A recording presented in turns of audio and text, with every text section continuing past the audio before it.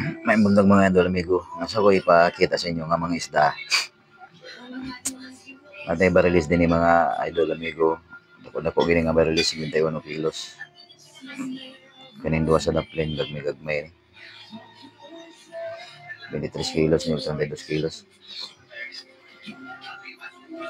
Nalang ko ikasaway sa uban mga amigo ba. May uban mamaliti sa isda nga dili tanan na. Nalay uban nga mamaliti sa isda nga. Basta gikan sa bulwa, di sila mukaon. Di kasagara mangutanan sila asa nagikan sa bulwa. Di sila mapalit. Pero sa tinuod lang dito mga idol amigo.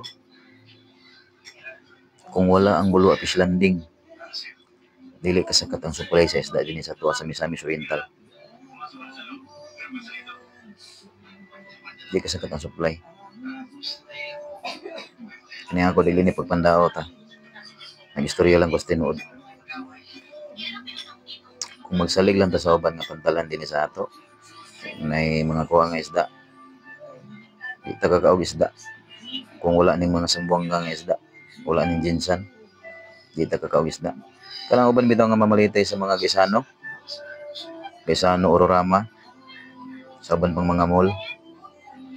Dito ra kuno sila mamalit. Kay mall lagi. Pero wa sila kabalo. Di na nagikan sa bulwa mga isda. Sa tinuod lang.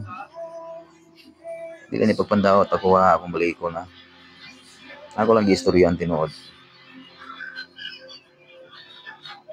Sa penga nila ng bulwa pero di ni magadaw.